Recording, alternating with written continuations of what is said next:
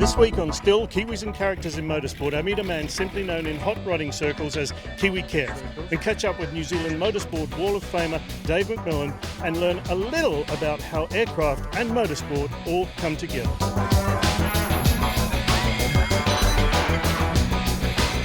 Hello, I'm Bob McMurray and welcome back to Still, Kiwis and Characters in Motorsport. I start this week's show at the racing capital of the world, the Indianapolis Motor Speedway. And in our IndyCar segment this week, I take a look at the senior member of the Dixon clan, and I asked him what it takes for a Kiwi to get here. Ron Dixon, with your son's career, stellar career, there can be few people who understand the US motorsport scene better than you. What do Kiwis have to do to get up into the motorsport scene, drivers or mechanics? Years ago it was a lot easier. Now with immigration and things like that, it's a lot harder. You've got to have the qualifications or somebody has to sponsor you. But years ago, a lot of the mechanics that we all know over the years, they came up here and knocked on doors and got jobs and applied for visas that they could stay and work here and progress from there. But now the whole system is difficult to get into. I came up here purely with Scott and everything, and then did a lot of driver coaching and things like that.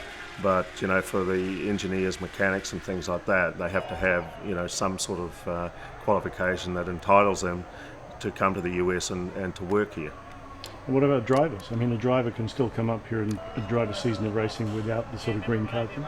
Yeah, they do. Most of the drivers come up and do their testing under the visa waiver, that type of system. Once they get a contract as a driver with a team, then will give them, basically it's an entertainment visa, so that allows them, sometimes it has to be renewed every year, sometimes it's 3 years, depending on the length of the contract. So for drivers it's still pretty wide open. America's pretty, they open arms when it comes to entertainment, and I'm still very much passionate about New Zealanders, Kiwis as a whole, and the opportunities aren't as good as they used to be up here. But if there's anything I can help anybody with, I'd definitely go out of my way to do that. The US motorsport scene would be poorer if there were no Kiwis around. Yeah, I'd agree with that. I mean, as you say, it doesn't matter if you go to a drag race meeting or go to NASCAR or IRL or any of the smaller meetings, there's always a lot of Kiwis there. And the other thing is that you go to a midget day, night or evening or something like that, there's a lot of them Kiwi mechanics are racing as well. So they've all got the passion. There's more, most probably Kiwis in the US that are around motorsport as a whole. I mean, there's just so many of them, and we have some pretty tremendous evenings when we all get together.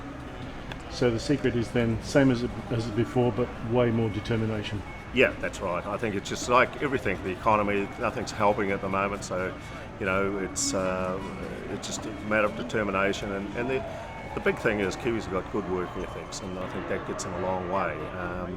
So if you go to any of the, you will be going to a lot of the different teams, whether it's Chip Ganassi and Target, there's Kiwis there. You go to Andretti and there's Kiwis there. So and the ones that have been here for a lot of years hold pretty important positions now, and are really a main part of the racing scene.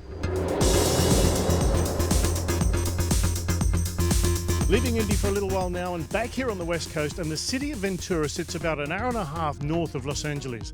There you'll find a hot rod builder called Kiwi Kev. He's a bit of a character, and so is his backyard.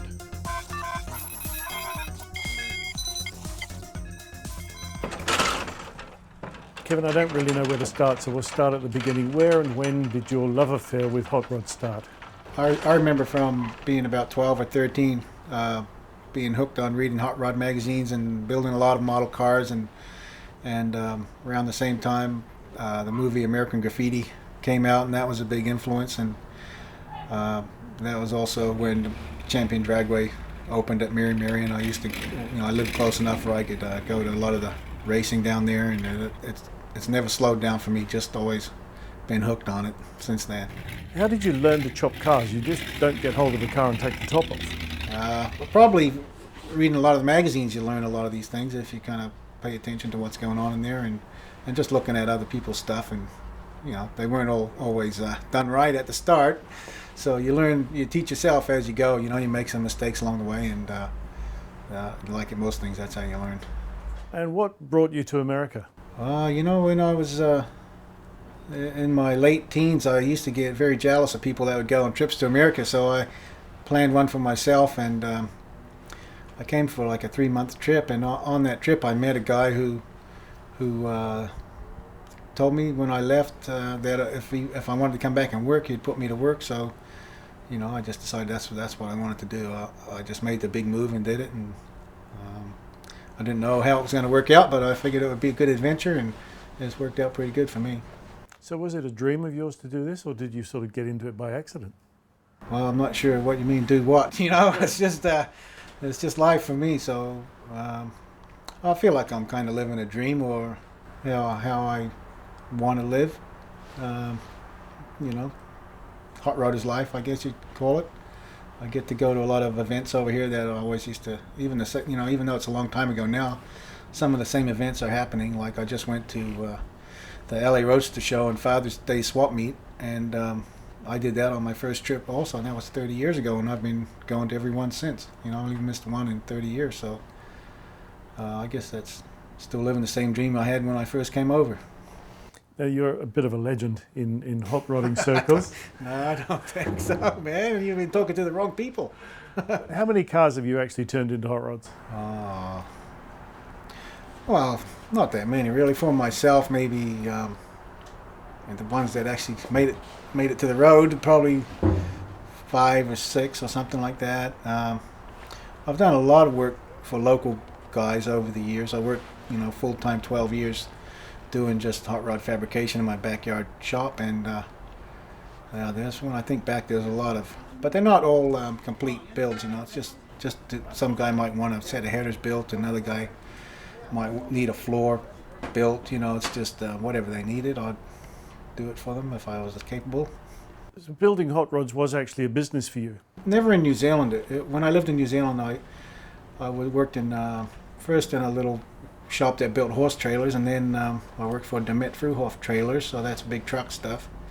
And I kind of, learned some welding skills and fabricating skills then that I just turned into a business after several years of doing different things here. It wasn't right away that I did it here, but I just kind of slowly learned more and look at other cars and see how people are building things, and I'm like, that looks pretty easy, And I do still do work for other people on weekends. Aside from my full-time job, I work on cars for other people on weekends. So would you take one of these back to New Zealand, build one here and take it back home? Oh, that would be awesome if I could. I don't think I could afford to do that, but that'd be pretty cool if I could do that.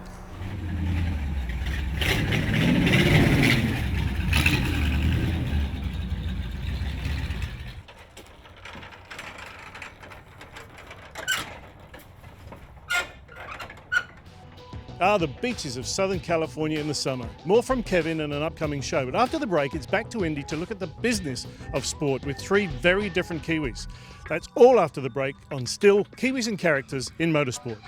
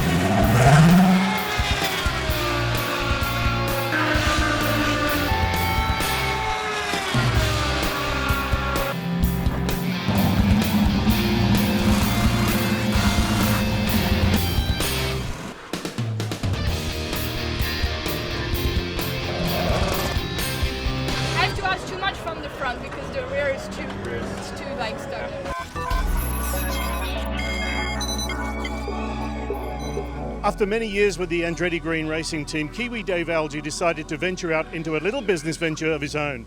Not strictly motorsport, but heavily motorsport related. Racing tends to move towards the drivers and the owners. If you're not a driver and owner, when you're done with it, that's it. There's nothing more. You're on your own. So this, at least I thought I had a future with it, and it was I like to create things, and I wanted something of my own creation rather than working on other people's designs. So this was my goal, to basically bring race car technology into aviation. I think it adapts well into it.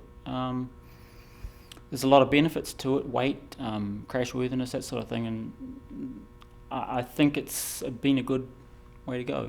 How did you actually get to design something like this? I took a look at the best of kit planes out there, light aircraft out there of the day. It's been quite a few years back, and realised that I could probably adapt this technology into it well and improve on them somewhat, not by reinventing the wheel, just by basically improving every small aspect I could. And I think this was what I've come up with. So I don't tend to name stuff. We didn't ever name race cars, and so we would just, the company is Algae Composite Aircraft, I guess, but just the LP one, light pressurised one. It's a personal, useful transportation mode where potentially you can beat airline schedules. It's a Ferrari. Say it's a Ferrari, 430 or something, but in aviation. It's that sort of thing. Personal. It's a two-seat, comfortable, height fast, pressurised. What are the main points of difference of this aircraft as compared to any other one of the same size? The biggest one most aircraft guys come up with is the engine package.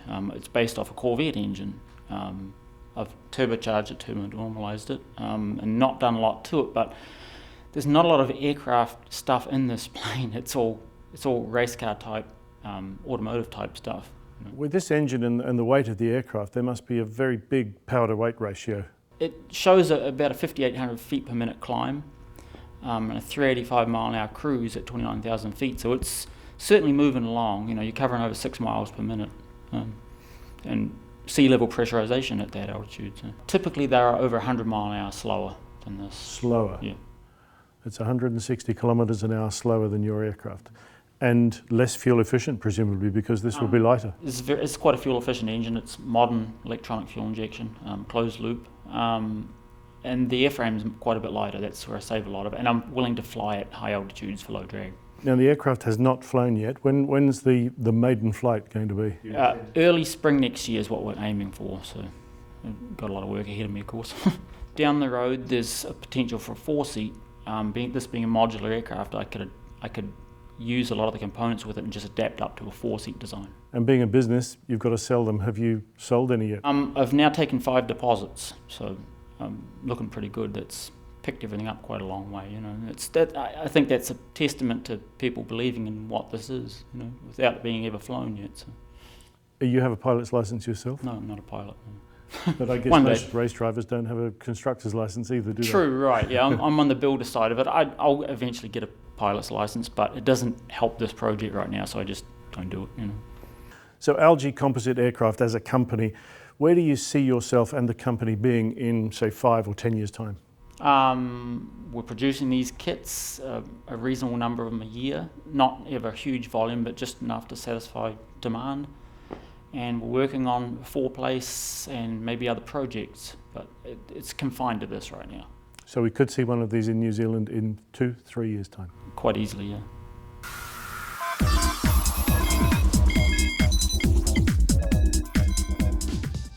From planes to cars, they're all still Kiwis at heart, and my next guest is Motorsport Wall of Famer Dave McMillan. We talked at his home in Brownsburg in the middle of a thunderstorm about the road to Indy. Dave, when you left New Zealand, you had the whole world at your feet. You could go anywhere. So why America? That's a good question. First of all, I went to England with Graham Lawrence, and I worked over there for a year. And then I then came to Canada and then down to the United States. And the reason I stayed in the United States was because I think that the people, the drivers or the sponsors or the owners appreciated you or me as a mechanic, and where they didn't appreciate you so much back in those days in England. And for that reason, I stayed here. Did you ever want to drive? I mean, there's a heck of a lot of motorsport around here and a good few Kiwis in motorsport around here. Did it occur to you you might want to resurrect your career here? I always wanted to drive because I was involved with the Motordrome race team with Ivan Sedgwick and Dennis Marwood and Howden Ganley, Ross Greenville, and it was something I always wanted to do. And my first race was at Matamata on the street race, and I drove Ivan Sedgedin's Anglia. It was 105E, and it was his personal car, and I drove it there. And since you've been in America, you've become a team owner, and you were very successful in the Atlantic Series. How has your career in America progressed? I don't know, it's progressed. We've had ups and downs, and I think motor racing in general is very, very tough here in the United States, probably tough in the world, because you can see the number of cars in the fields are gone down. I've been involved since 2003 in Indy Lights. I love it. I think it's a great racing. I think the oval racing is great, but last year there was 25 to 27 cars. Now they're down to 14 cars. So you can see there's not a lot of money around, and that's really hurts us. It costs $750 to $1 million for Indy Lights, and there's just not that sort of money around. What advice can you give to a young driver who wants to come to America? How's he going to do it these days? Harder than in your day?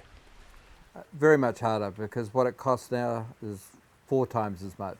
A young driver, depending on his age, if he wants to go Formula One, he's got to go to Europe, number one. And then if he wants to go the other route and possibly has the money to come to America, America is certainly cheaper than what England is, that's for sure. Then it's a good idea. And they've got some very good formulas here right now that is good for the up-and-coming guy. Dave, you were one of the very first people to be inducted into the Motorsport New Zealand Wall of Fame. How do you feel about that? Well, at the time I didn't know it was happening, and Gary Pedersen represented and gave a very long speech, I understand, but I think it's an honour, a really, really nice honour. But the only thing that sort of I've been thinking about is, am I above Robbie Finisevic or below him? I'd be happy if I'm above. So Dave, tell me, are you happy here? Oh, yeah, yes and no. If I had my own team and we had a full budget going on, rather than part-time right in this moment, I'd be very happy. I would love to run some young New Zealander or run a young person that we could go out and have fun. Back in the exciting world of NASCAR now at Michigan International Speedway. Do you know there's one guy that understands Kiwi mechanics and Kiwis in motorsport perhaps better than any others, and that's a guy called Steve Hallam. Steve Hallam worked for the McLaren Formula One team for many years and worked with many, many Kiwis. Steve Hallam is now the Director of Competition for Michael Waltrip Racing, and he sits up here calling the race, controlling the race for those drivers. Kiwis in motorsport, you not only have been working for a Kiwi team for some time with Bruce McLaren, but you have also dealt with a lot of Kiwis in your time. I have indeed, some very good ones. Stephen Giles, who was chief mechanic with me at McLaren for several years, was one notable one, and if you're asking me to name some more, I'm going to struggle other than you at the moment, but I know there have been many. You are very English, coming to NASCAR. That's a huge change for somebody like you. It is. I've only ever worked for 3 racing teams in my life: Lotus, McLaren, and now Michael Waltrip Racing. When I had the opportunity to change from Formula One into NASCAR, it wasn't really a very difficult choice to make. My wife will kill me for saying this, but you're only on this planet once, and you've just got to make the most of every opportunity that you can or comes your way. And in reality, there are only 2 major motor racing series in the world: Formula One and NASCAR. I know other people may have different views, but the reality of it is that's where the big audiences are and the biggest budgets are spent. And to have the opportunity to leave a very successful Formula One career and come and embark on a NASCAR career before I finally wear myself out was an opportunity too good to miss. Culturally, they're very different, but fundamentally, they're identical. You've got 4 pieces of rubber, i.e. the tyres, in contact with the ground. You've got a race, a different track every week here in NASCAR, and a checkered flag at the end of the race. First one across the line wins. So, the basics are all the same. We've been speaking with Steve Hallam. He's come into the Michael Waltrip Racing setup. Has that helped you in any way, having a European look at things? Steve's been a good asset for our team. He's come in from Toyota's angle, and he helps bring that level of professionalism to our engineering department. Don't forget, we're spending millions of dollars in engineering. We've got 20, 30 guys full-time on engineering projects. And those guys have got to be harnessed. That talent has to be harnessed and put into practical use on the racetrack. And so you've got to have someone of Steve's calibre to really guide the team to focus on areas that need to be focused on first. At the end of the day, it's hard to translate Steve's input into actual race results, but I think as a whole team, we're more coherent and we've got a clearer path.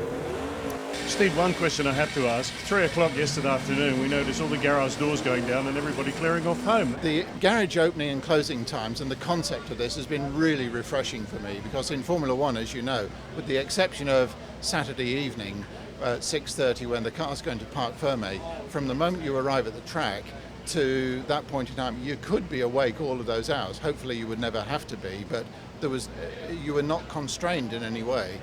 Here, you can only bring what you can get on the truck. The wheels are transported completely separately. The trucks were allowed in to park only at 7 o'clock on Thursday evening. And we turned up and we were waiting outside the gate. At 6:30 on Friday morning, they opened the gates and we come in, we unload the cars, we get the cars ready through technical inspection, warmed up, any final setup changes done, and we're on track at 11:30. And if you can't do it in that time, you're in trouble.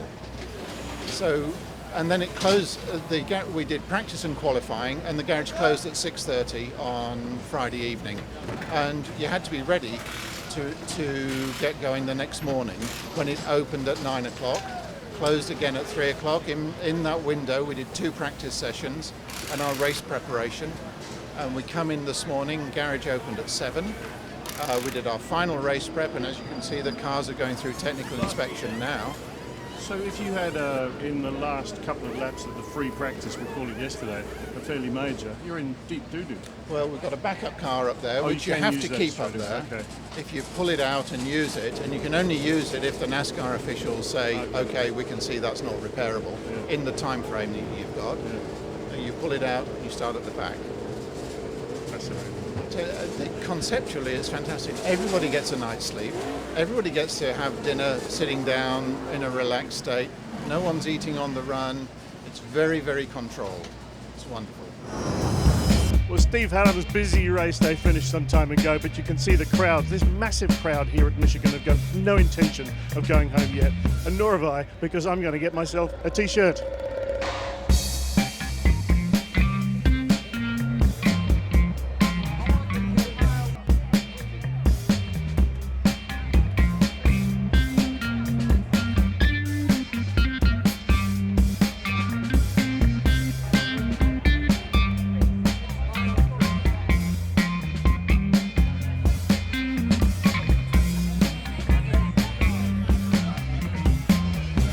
Okay, so I got the t-shirt. On the next Still Kiwis and Characters, I meet with the team manager at Andretti Autosport, Paul Harkis, known as Ziggy to his friends, and venture back to the Los Angeles area to talk Top Fuel drag racing, amongst other things that is, and that's all in the show next time. But for now, thanks for watching Still Kiwis and Characters in Motorsport.